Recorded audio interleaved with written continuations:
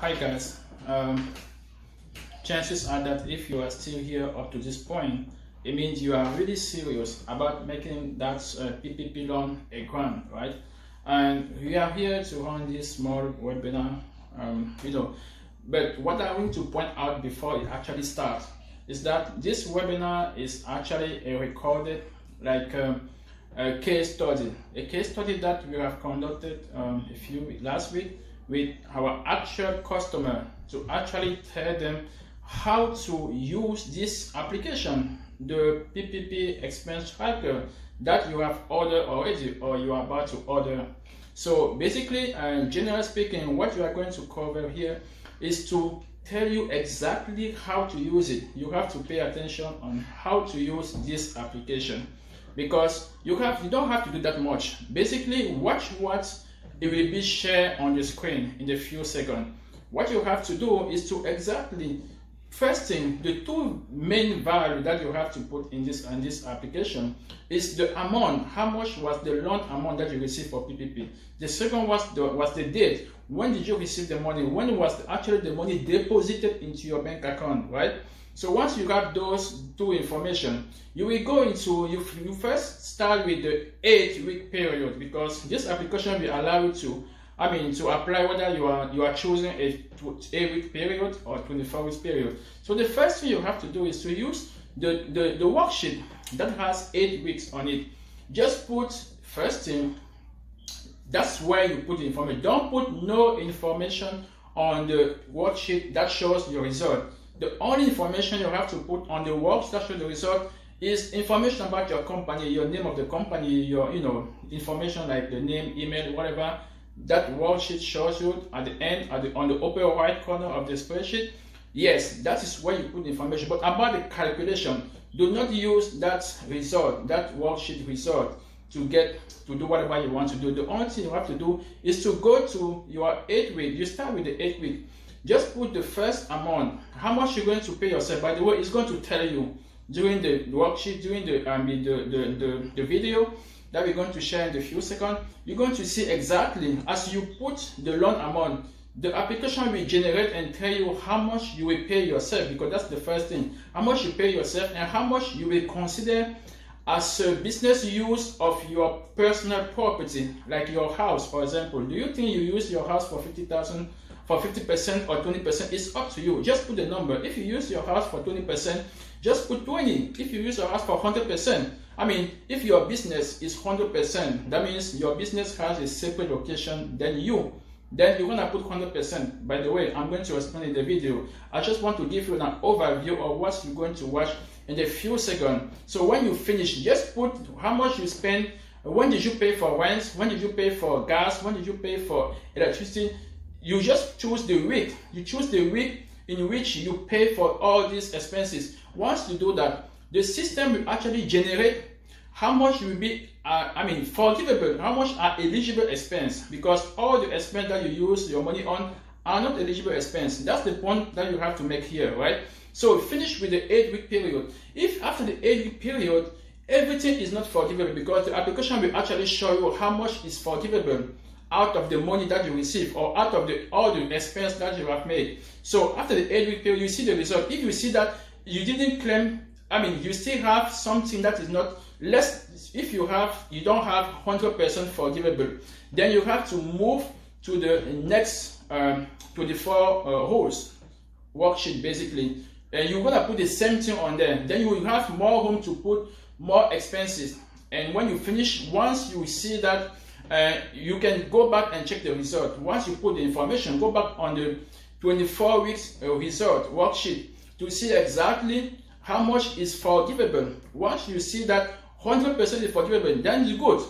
You just stop right there, and that is what you're going to use for your forgiveness, because once you are actually apply for forgiveness, the bank will want to see the detail of what you are spending and when you spend those money before they ask for whether it's a bank or bank statement or whatever receipt.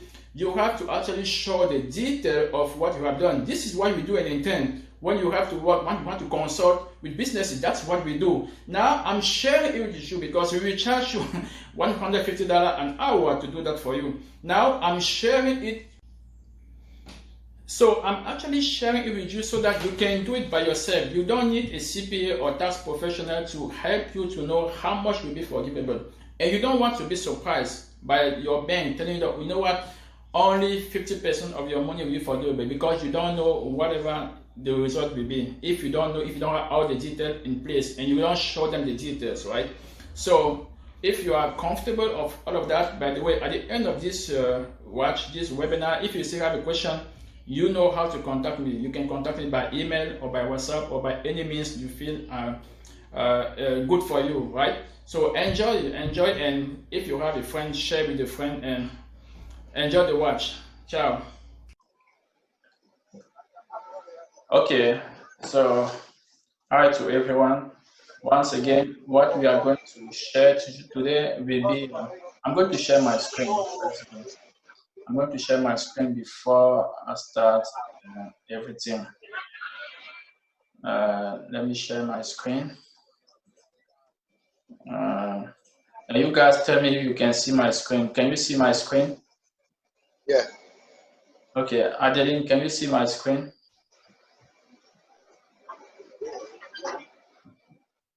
Hello? Yeah. Okay, that's good. So today, I want to go one step further in making people who receive the PPP money, a grant. The people who receive those money, it came in terms of a loan. That means, you know, if you have received the money, you have signed the loan document, you have a paper that says that the money is actually a loan of 1% to be paid back in 60 months, right? But that law also tells you guys, hey, this is the loan, but this is how you do to just not paying back. So I'm like, okay, why don't you or don't everybody just do the same thing that is asked them to do to make it a grant? And last week we talked about this. This table right here is basically the way to show with numbers the government that, hey, you gave us the money, you told us how to do with the money, and we have done it, and that's why we want you to forgive that money. Last week, I mean, we talked about the 74-25 rules, because the loan, the requirement to actually get the loan forgiven is to use at least 75% of the money to pay yourself. I'm talking about self-employer here, to pay yourself.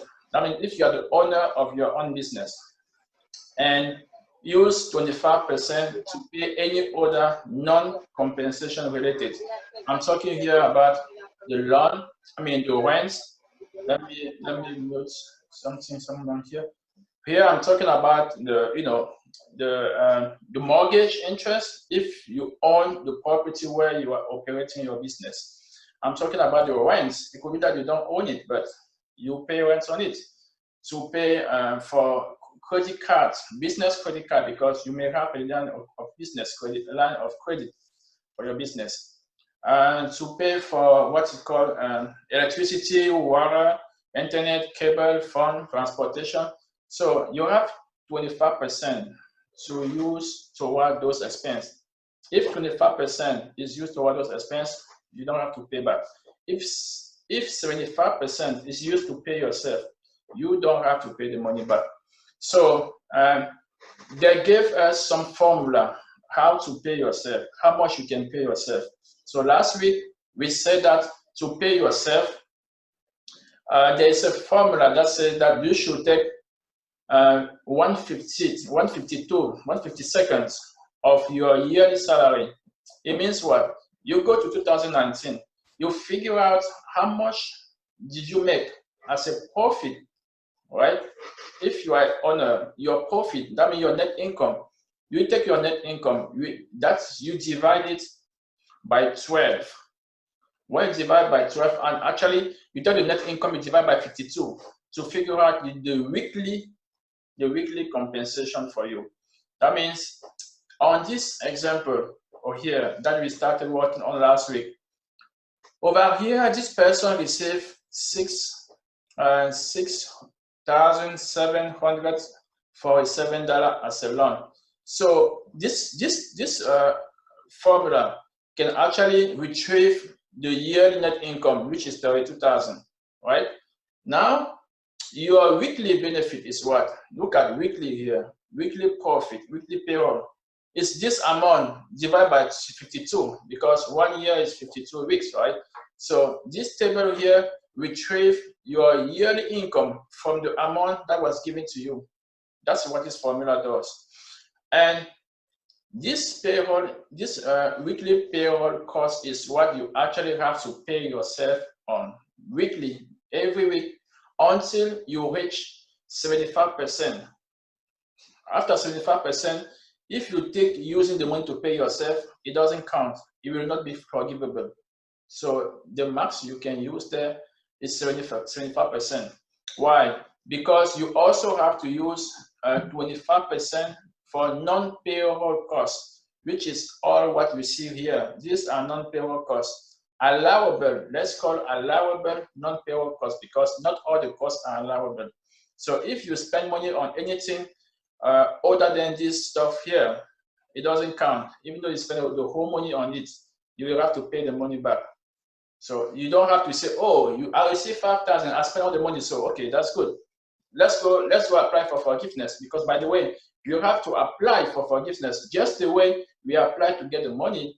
You also have to apply for forgiveness. Now, we need to supporting document. Apply is just a process, like an official way to say, okay, I want it to be forgivable.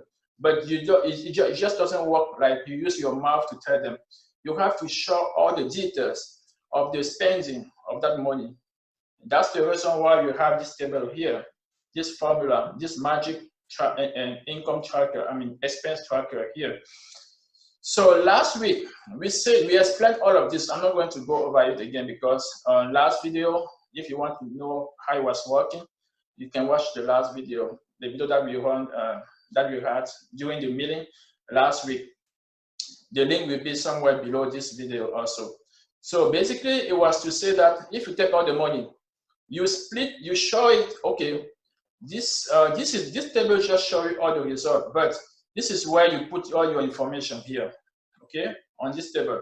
On this table, you just put your information here. This is 8 weeks period. This is 8 week period. If you put all the information, this person put all the information here, how much he paid himself, and how much he paid for mortgage, or for rents, and for cable. He put all the information right there.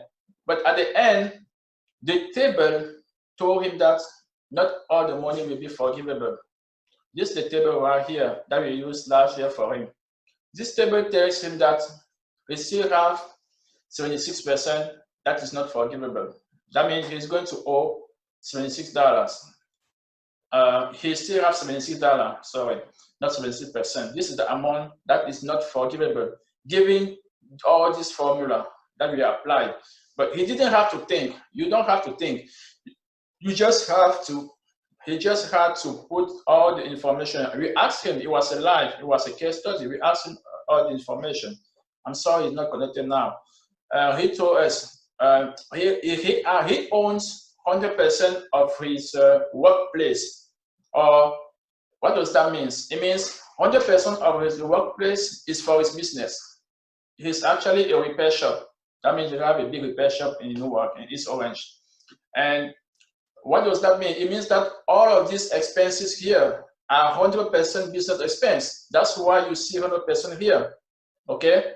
Now, if it was to use only 30% of his office as a business, for example, people who doesn't have a separate business location. For example, if you are running a business and your house is your business address, if your house is your business, you have to decide what percentage of your house is your business. It's not 100% because you also live there. You have your children living there, right? That means your house is not 100% your business. What do you think will be the percentage usage of your house that is allocated to the business? It's up to you. I mean, nobody will know that but you. Let's say it's 30%. That means 30% of my house, or maybe 50% of my house, or maybe you use half of your house for a business. Maybe you're parking stuff in your house. I mean, I do Amazon business. That means sometimes I have a bunch of package, bunch of books, stuff coming from the manufacturing warehouse. I bring them to my house before I have to put all the ticket on it before I send to Amazon warehouse. That means sometimes I use 50% of my house for business. So it's up to everybody to what percent of your house you use for business. So over here, let's see the magic here. If over here we put maybe 50%, let's say only 40% of the business is used for of his house is used for business, there will be a difference somewhere. It will create some type of difference because all the amount will change. Why? Look exactly on this category here. Over here it was the mortgage. The mortgage or the rent, because you rent the place. The rent, how much did you put on the rent? On the rent, the rent was 2,500 over here. You see, on week three here, the rent is 2,500.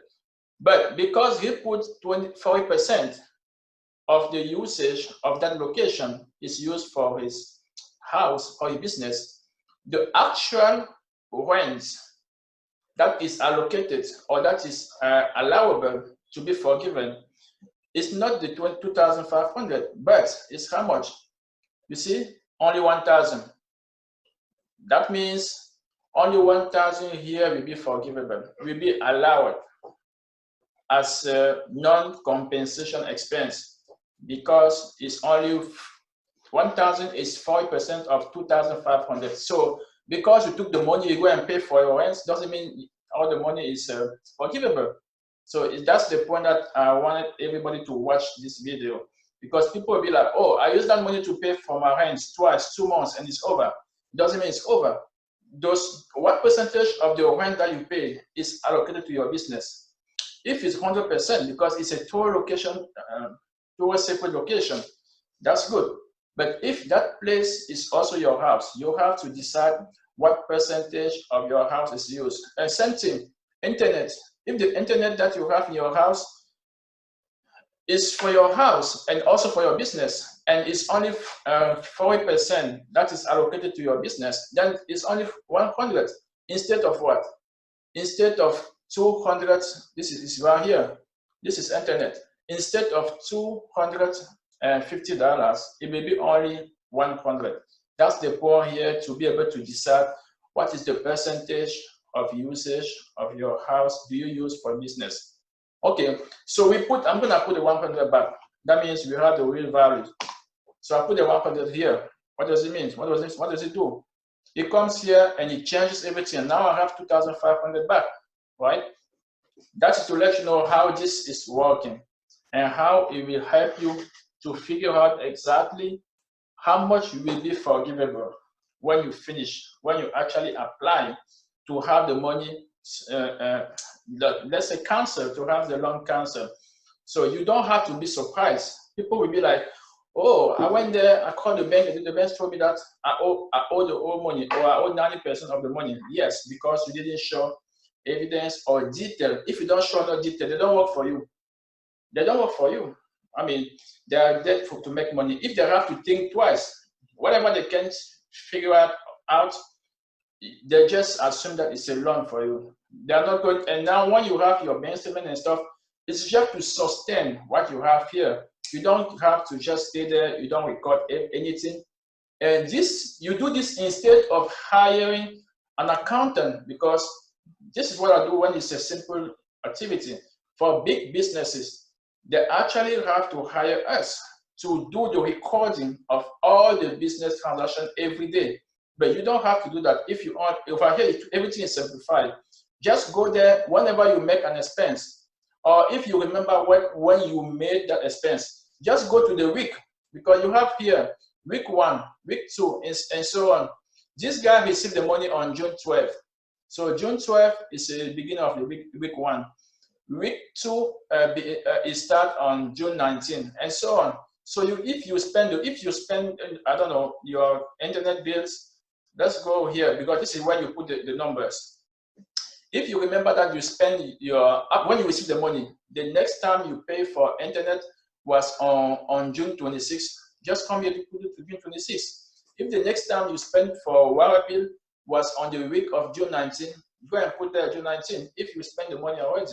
If you haven't spent the money, anytime you spend the money, go to the week. What week are you in? I'm on week July 17. I just put it there. So yes. So when we have done this last week, we noticed that some people didn't get all the money forgivable because the formula just didn't let them see all the money forgivable. For example, this guy, the maximum money he could forgive is he could get forgiven is $6,671. That is $76. That is not going to be forgivable. So what to do? Because we noticed that, remember, this program started on March 27. So we noticed that sometimes when you apply the formula that they give to people, it doesn't cancel all the money, even though you apply everything, right?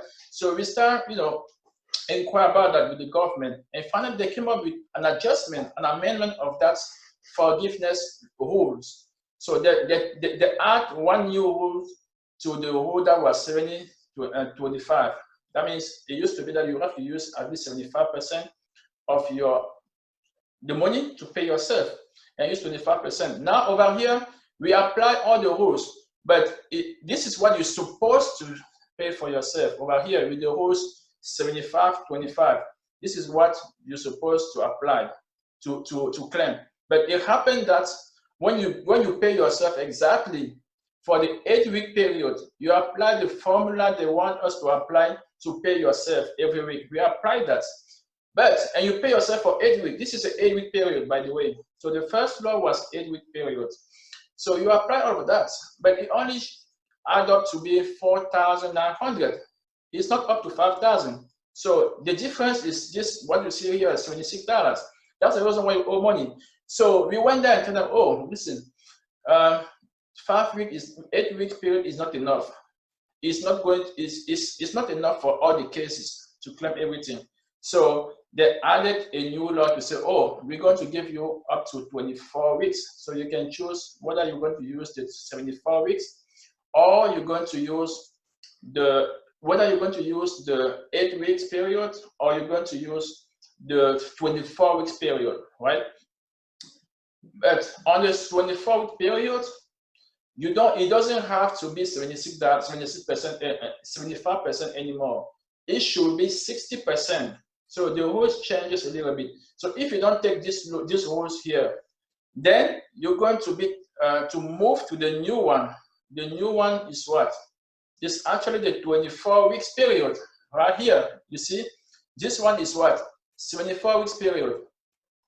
You have to use the 74 because they're giving you more weeks to claim more expenses. That means you can have all the money forgivable. That's the point. So they came up with additional weeks, but the rules kind of changes a little bit. It's no longer 75-25, but it's a 60-40. That means you have to, the maximum amount you can claim on yourself to pay yourself is no longer 75%, but it's a 60%. If you pay yourself more than 60%, whatever is paid above 60% is not going to be counted as a be forgivable. You have to use the maximum you can use is a 60%, and you have to use up to 40% for non-compensation. Okay, and over here we have this new table here. This one accounts for what? This one accounts for 24 weeks. You see here, you have week 1 here. It goes all the way to week 24. So it used to be this guy, he stopped here at 8 weeks, but he didn't finish his money. So they gave him all of this one. So if you use this table, that's what I said last week. If you use this table for the 24 8-week period, you figure out that you don't have everything forgivable. Then you have to move to the next one, because over here now, you see the first table here, over here, this is the money, you see, payroll cost forgiveness reduction. So this amount was reducted from what was supposed to be forgiven. Otherwise, is a new loan, that amount after forgiveness. So when we forgive everything, we still have $75 here. That's what you have to pay. But on this new law, he has nothing to pay back. Maximum forgiveness alone, $607 for his 7, which is exactly how much they gave him as a loan. You see, you can compare both this number, and this other number here. Those two numbers are equal. And you see here, payroll cost forgiveness reduction is 0. Non-payroll cost forgiveness is 0. That means he's good. But what I was saying here, what you have to notice here is that when you go into do this detail, is that this person here paid himself more than 70%, more than 60%, because with this new law here, the amount he's supposed to pay himself is no longer 5,000 something. How much is it? Only 4,000. So everybody has to think twice before you even move to the new period, because over here you don't even have to claim up to 7. That means out of the 5,000, you will have like more than 1,000. It's actually 9,900 something. That will not be accounted for a forgiveness when it comes to payroll. Okay, so you have to think about it. That means the new amount for non-payroll costs will be 2,000 something. How much was it before? Let's check how much it was. It was only 1,000 here before. Now is how much? Now it's 2,000. That means if you don't have enough non-payroll costs, you will not be able to claim to get all this money forgivable. But I think everybody will get it forgivable because you have 24 weeks. That means even though after 1 month you don't have, by the way, every month you have non-payroll compensation, non-payroll costs that you claim, right? So this guy here, what he have lost is this amount here. This portion, this amount here didn't account for forgiveness on the payroll compensation. But he was good, he was be able to claim 40% of the non-payroll costs. That is how he was able to get $0 loan at the end of this 24 weeks period. Okay, so yes, this is what I wanted to share with you.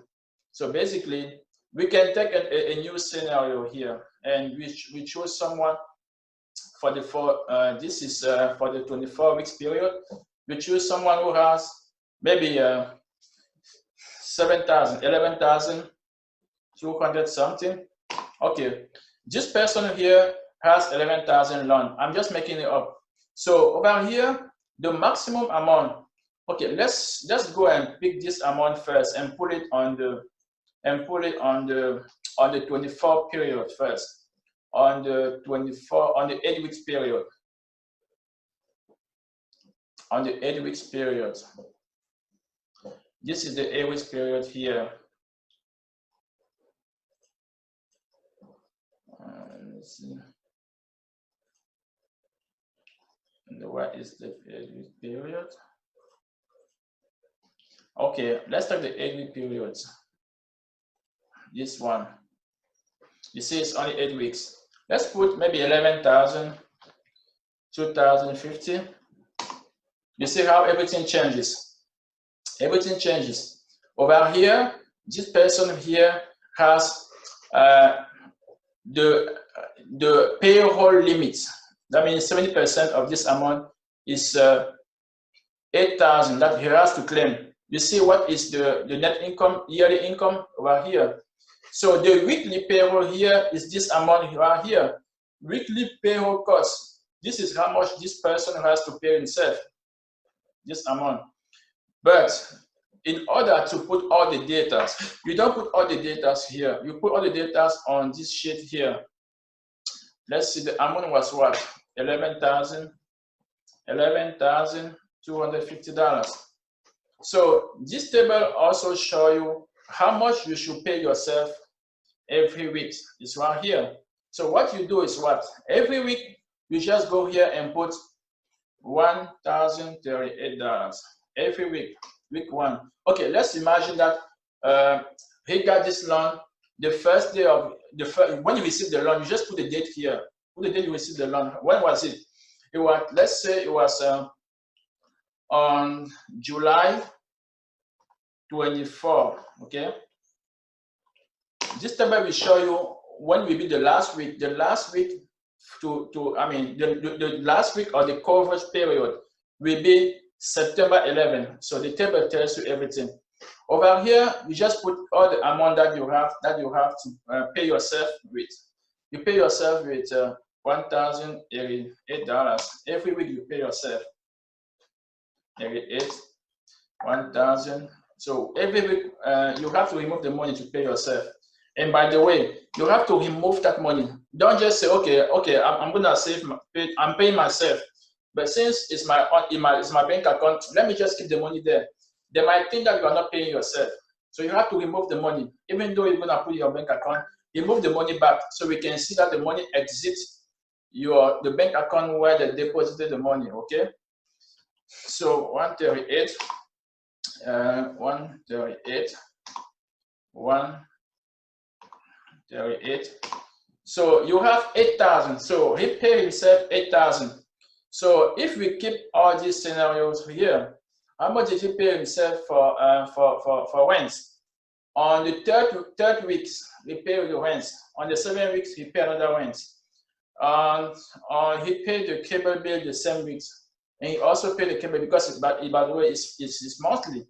So he also paid the cable bills on this day. So where is it going to be here? So let's go look at, let's put here that he used it for 100%, just the way we show. Maybe it's going to be easy if it's 100%. Okay, let's put it 100%.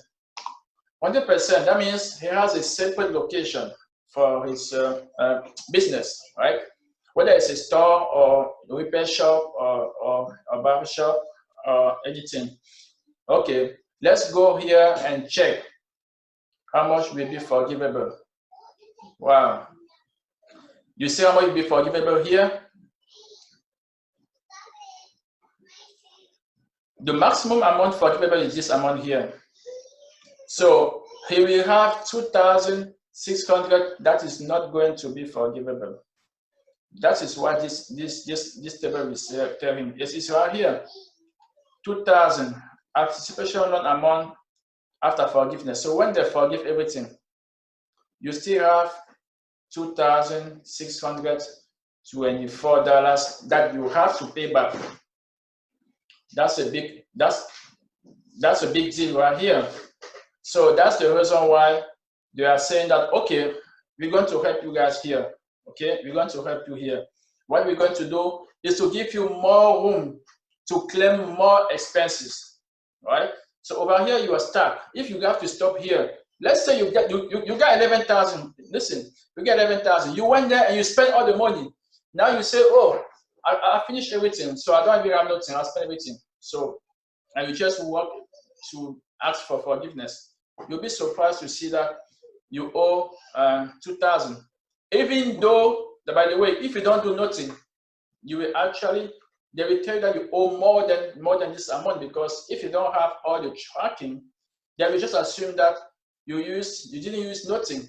But if you even track, if you track like this, at least you're not surprised, because at least you don't owe all the whole money. If you don't do nothing, then you will owe $11,000, because they don't see where or when you are showing them with all the details, when and how much you have spent the money. So they will tell you that you owe 11,000. If you do this, at least you know that you owe 2,600. So you're not surprised. But what will happen is that the new law will give you more rooms to claim more expenses. That's the reason why if we go here on the new law, the new table, that has 24 weeks period, we put the same amount here, 11,000 loan amount, 11,250, right? It tells you exactly the same thing, how much you can claim to pay yourself, right? Now, we go back to this table. This is the table for 24 weeks here. we put the same loan amount here. What's the loan amount here? By the way, it will be easier to actually capture this amount. We're going to modify this formula to capture this amount right from here. Right from here. That means as soon as you just put the money in this first table here, it just populate it on this other result table. So over here, you see how much money you have.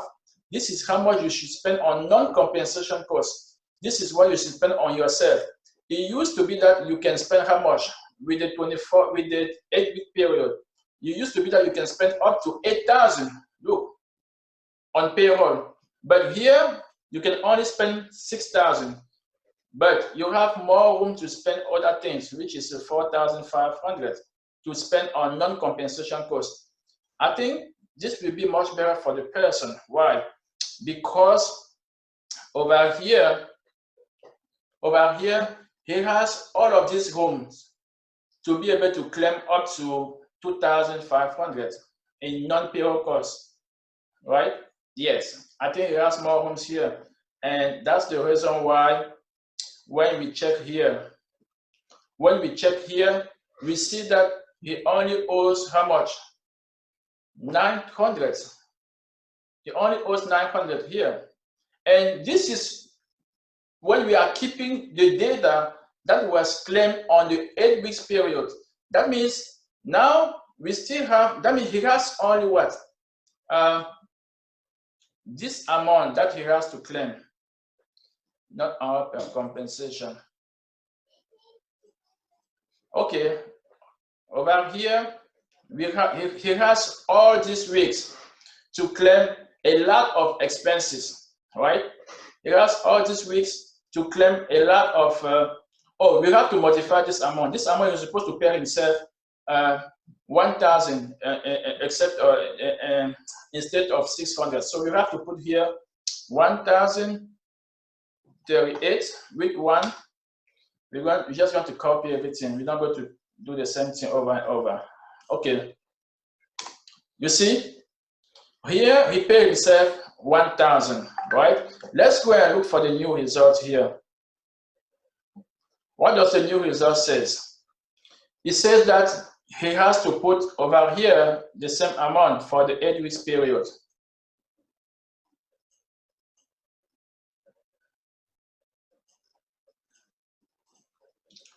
$1,038, $1,038,